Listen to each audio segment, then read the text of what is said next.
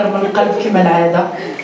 كنشكر الناس اللي حاضرين في هذا التكريم هذا، وكنشكر عامل صاحب جلاله الملك السيده خديجه اسم مثلي.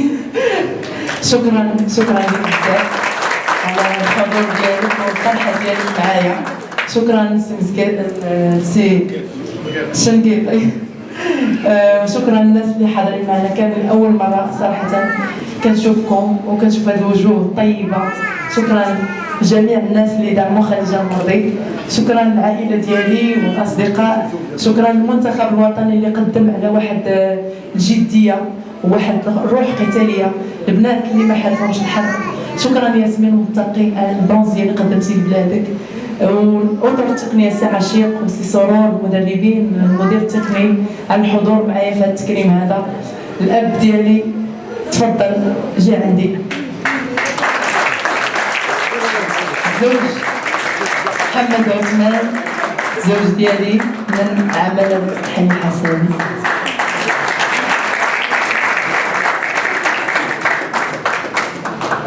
هاد الناس صراحه اسمحوا لي حيت خاصني نجبد هاد الناس هادو. حسنه سليك تفضلي اللي شاده لي بنتي الهام كبيره واللي معايا صراحه. تفضلي اختي تفضلي معايا، مرحبا بك. وكذلك زوجة الاب اللي شاده لي بنيتاتي فاطمه زهره وسلطانه. اسمح لي راه يحضروا معايا حيت هما الدعم ديالي صراحه. فاطمه اللي معايا في الدار وقابله لي ديتي ومحالي. فاطمه تفضلي معايا. خديجه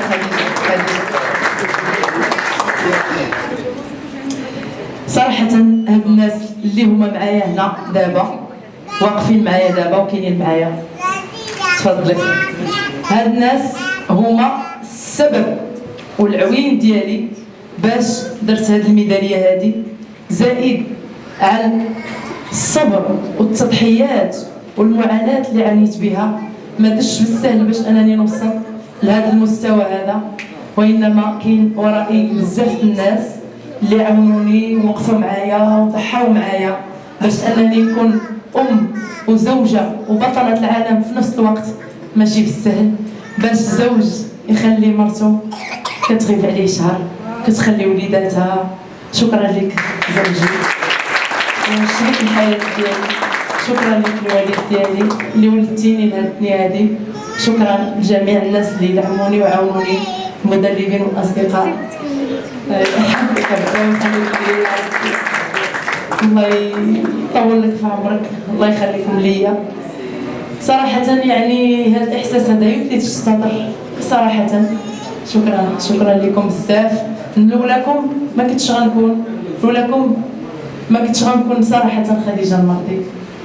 خديجة المرضي ماشي بوحدها، خديجة المرضي معها الله سبحانه وتعالى والعائلة ديالها، من النحاسية في روسيا إلى الفضية بتركيا إلى الذهبية بالهند بنيو ديلي. شكرا لخديجه المرضي اللي تقاتلات على قبل بلادها، على قبل الدرابو ديال الوطن ديالها.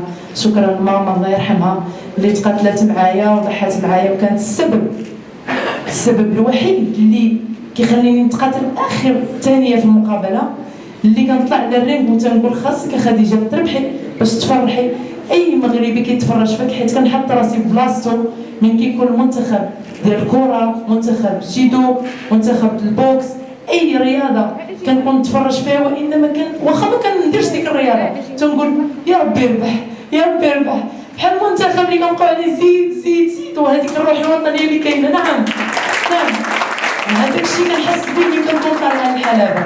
ملي كنكون طالعه الحلبه كنقول خديجه كما كتحسي كما كيحس الشعب المغربي، خاصك تفرحيهم في اي بيت كيتفرج في العالم. اي مغربي خاصك تفرحيه. لذلك ملي كنطلع كنحط كل ما عندي.